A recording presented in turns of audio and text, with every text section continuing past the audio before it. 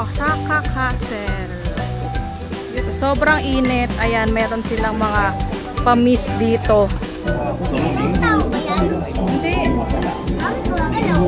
Ito yung view dito sa 8th floor.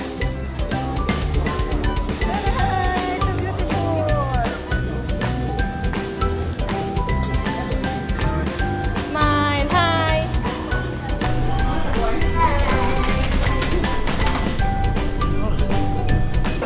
Alam mo, parang wala siyang sauce. Pero masarap.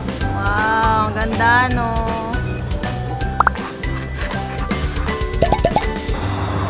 Morning! Feeling ko ang tagal-tagal ko na dito sa Japan, pero ayoko pang umuwi. Ang dami pang pwedeng puntahan dito. Actually, ang dami pa namin hindi napupuntahan dahil medyo nasira nga yung itinerary namin dahil sa pag-ulan-ulan itong mga nakaraang araw, di ba?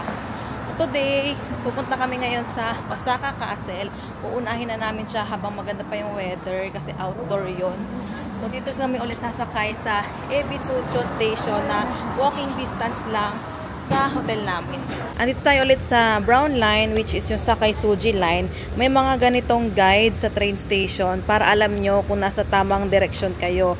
For example, pupunta tayo ngayon sa, dito tayo bababa, Sakay Suji Homachi. So, ibig sabihin, itong train sa side na to yung sasakyan natin kasi pag ganito siya. So, itong mga to, nalampasan na niya from Ebisucho, pag ganun siya. Kung halimbawa, ito naman yung sadya nyo papunta, dito kayo sa kabilang side.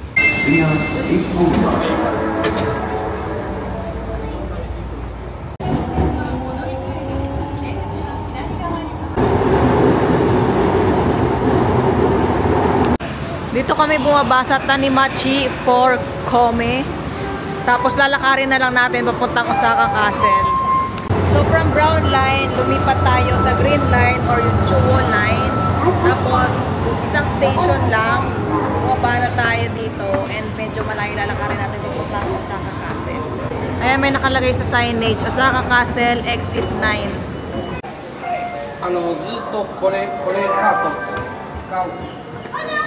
Tapos gamit pa rin natin ang Osaka Amazing Pass sa train ride kasi 2 days yung kinuha namin na Osaka Amazing Pass.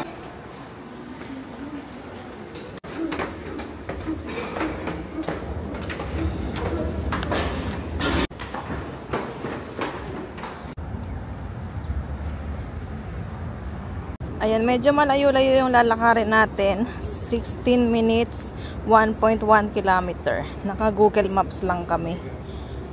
Tapos, maaraw na ulit dito. Mainit na ulit. Kaya, payong tayo.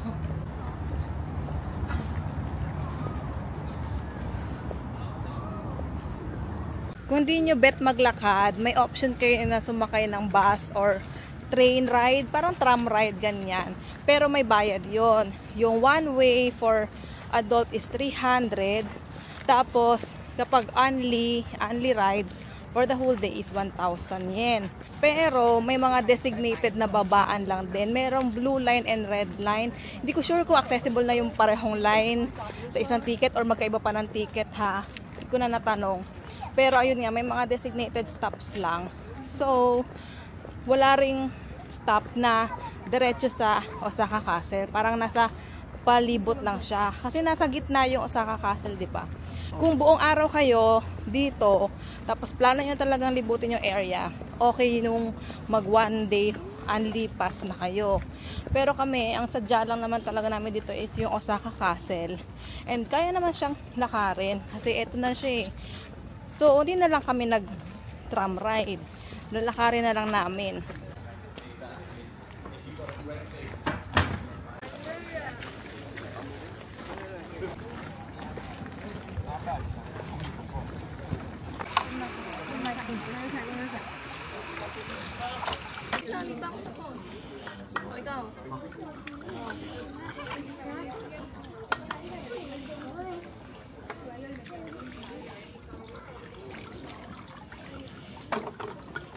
Kabila. Kabila. Gray.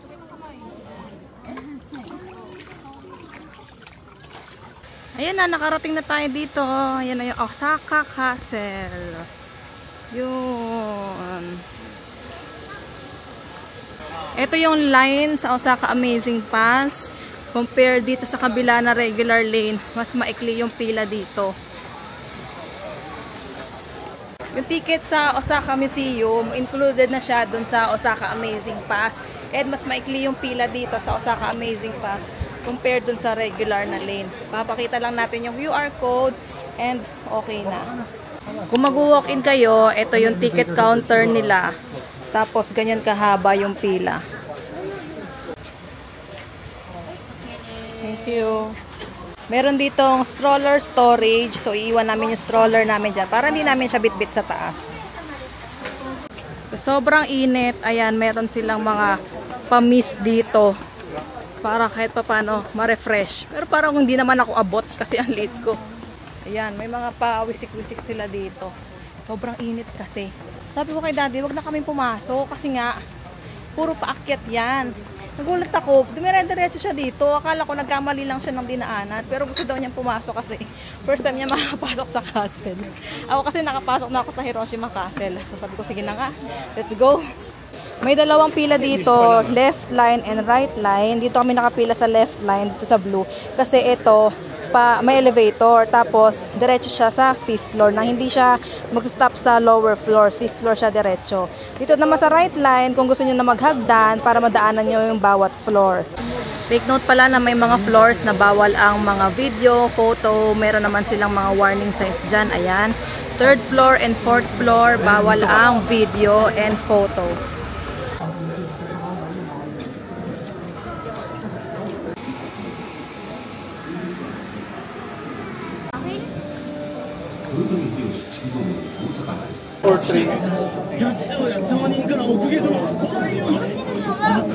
Tea party.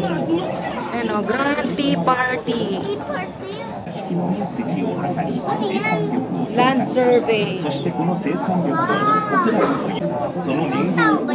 Hindi. Ano lang yan? Screen lang yan. Ito naman yung Building of the Great Buddha. Noong namatay siya, 6 years old lang yung anak niya. Tapos 62 years old siyang namatay.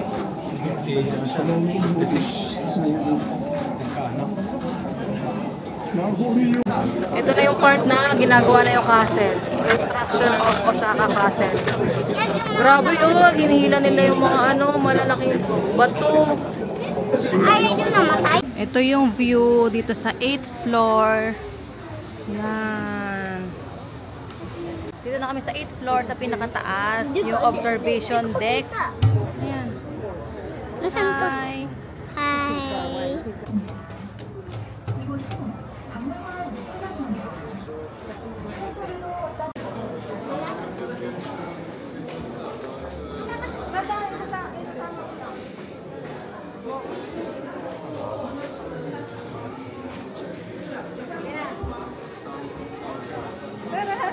So beautiful.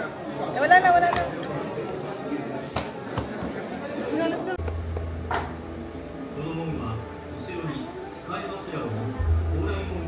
Dito na lang kami kakain sa Dakonamon Bar, Rikyu. Malapit lang to sa Osaka Castle.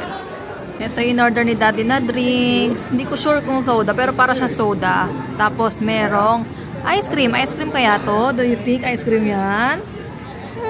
Mukhang masarap, no? Ito na yung order namin. Takoyaki. Okonomiyaki ba to? Miyaki, udon, and then fries and chicken ba to or fish? Karaage.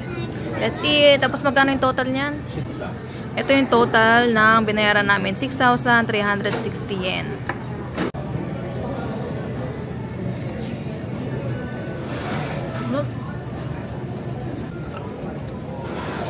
Pala tayo nakakain ng ganito, no? Udon.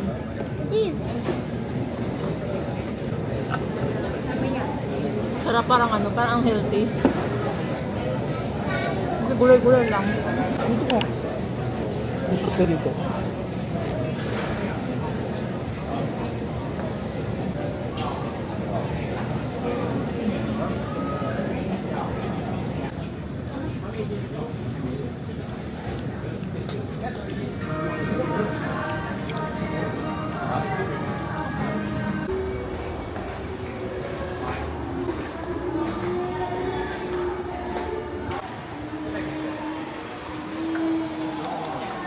Dito na tayo ulit sa train station. Chungwon line or green line tayo ulit. Pero pakabilang way ata tayo. At ang next na pupuntahan natin is Umeda Sky Building.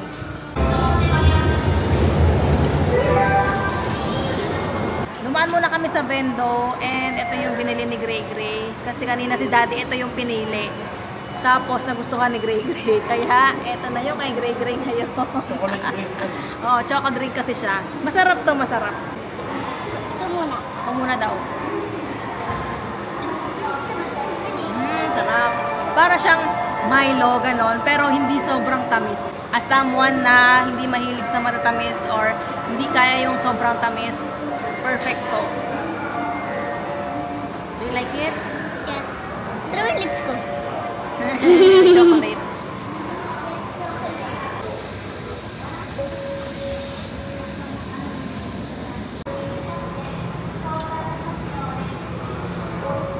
From Homachi Station, bumaba kami, tapos ilipat tayo sa red line. Ayan, susundan lang natin itong pathway na red.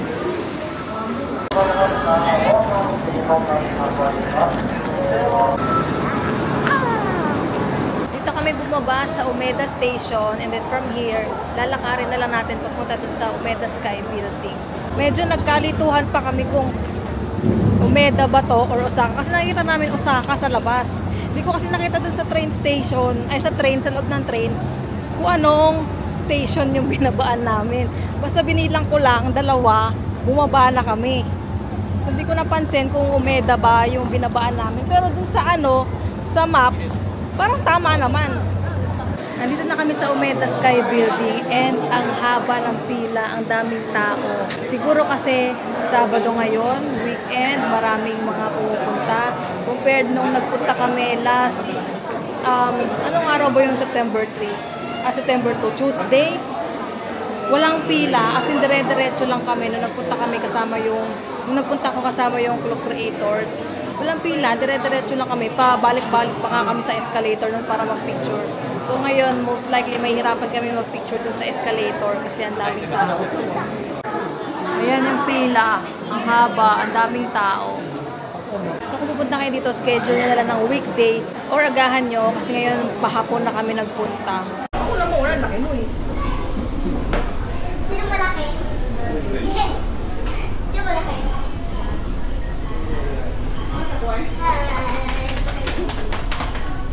Hello! Nandito si Tren Tren.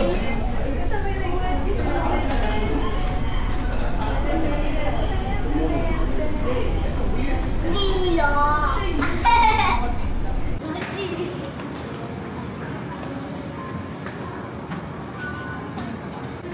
Smile, hi! Hi! So pag saklo kayo nag-book, mapakita niyo yung booking nyo doon sa reception area.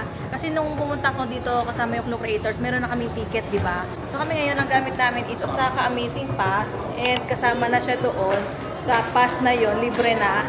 So pinakita lang namin yung QR code din namin doon and then binigyan pa rin kami ng ticket para makapasok dito sa entrance.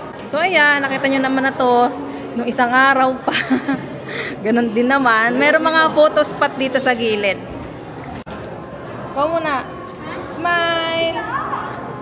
O, sige, go. Okay lang naman.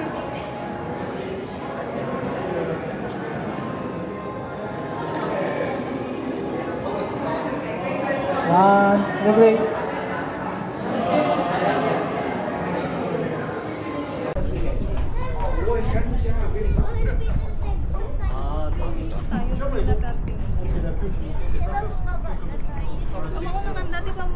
Sige.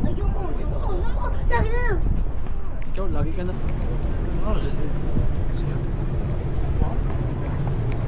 Grabe. Crowded din, no? Crowded din sa Osaka, eh.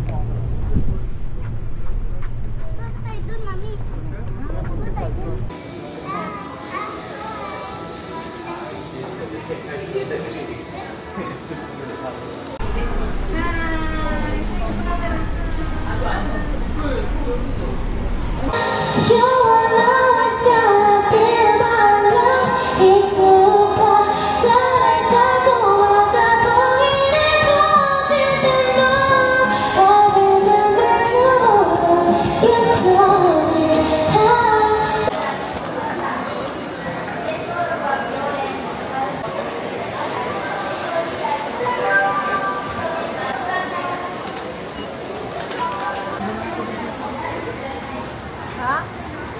Mas masarap ang tumambay dito sa train station. Kasi may aircon sa tapat. So kahit naghihintay ka ng train, hindi ka maiinitan. Hindi ka mas-stress. Kasi may aircon dito. Andito na pala kami sa Umeda Station. Babalik na kami sa Namba, dun sa may area na yon. Magtitingin-tingin lang kami doon, mag-iikot-ikot lang. Wala na kaming itinerary. Dapat pupunta kami Tinoji Zoo, pero pili namin din na kami aabot. Bukas na lang yun, meron pa naman kaming bukas. So ngayon, babalik lang kami doon, mag-iikot-ikot, titingin-tingin ng mga pasalubong. So yun yung gagawin namin ngayon.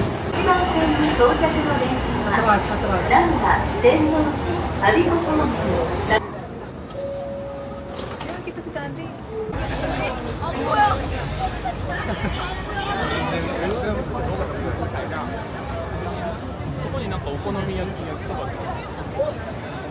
Nakita lang namin to, nadaanan lang namin. Dito na lang kami magdi-dinner kasi gutom na kami.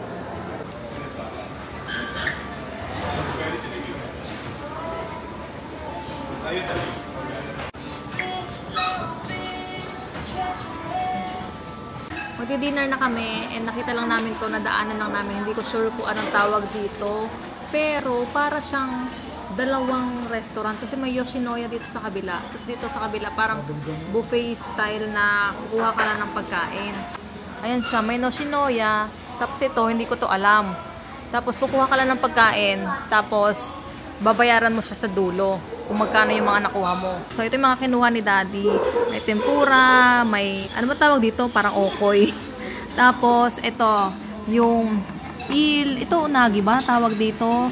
Parang ganito yung kinain namin nung nag-Shinkansen kami. Tapos ito may kanin with pork ba to? Ito yung total ng meal namin, 2,650. Medyo mahal lang daw yung unagi. Ito, 1,200. Premium kasi ata kasi yan eh. Kain tayo. Let's eat. Parang ano? Sa bagay may sesame seeds. Lahat ng sesame seeds na maalat. Ito ko na yung kwanta kanina. Sarap. Alam mo parang wala siyang sauce. Pero masarap. Ito yung kay Daddy. Ito yung kinain namin sa Shinkansen. Sarap to, parang dried bangus. Alam mo parang ano, boneless bangus. Ganon.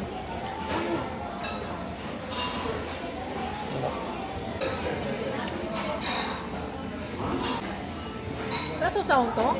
Hindi ko anong nakuha doon. Sarap. Yung mga sarap. Sarap. Hindi na sana ako magvo-vlog kasi pauwi na kami. Same way lang naman yung pauwi namin. Pero, nung nandito na kami sa train station, nakita namin yung exit 3 is Chutenkaku Tower. Sabi namin, labas na lang tayo dito sa exit 3 para makita natin. Kasi itong Chutenkaku, tama ba Chutenkaku no? Kasi itong Chutenkaku Tower, kasama din siya sa Osaka Amazing Pass. Meron sila nung drop, ganon. Pero hindi ko na kasi siya sinama sa itinerary namin dahil hindi naman pwede si Gray Gray doon. Tapos si Daddy takot naman sa heights. So ako lang yung mag-enjoy doon. Priority kasi talaga namin yung lahat kami, family. So hopefully next time, mabalikan natin yan. And makapag-slide ako dyan sa Chutenkaku Tower. Tapos ano din to kasi nasa Detective Conan siya, diba? Kaya tourist spot siya. So ay nakakatuwa na nakita namin. Naisipan lang namin na mag-exit dito sa 3 kasi nga nakalagay doon, Chutenkaku Tower. So ayun, malapit lang kasi siya sa ano namin, sa hotel. Pati yung Tinoji Zoo, malapit lang talaga. Balak namin, bukas na namin to dadaanan. Pero pwede natin daanan bukas para may ano din tayo ng umaga. Pero maganda din siya sa gabi. Ayan siya, Chutenkaku Tower. Yan, zoom natin. Kaso hindi kasi maganda yung zoom nitong Osmo Pocket eh. Wow, ang ganda no.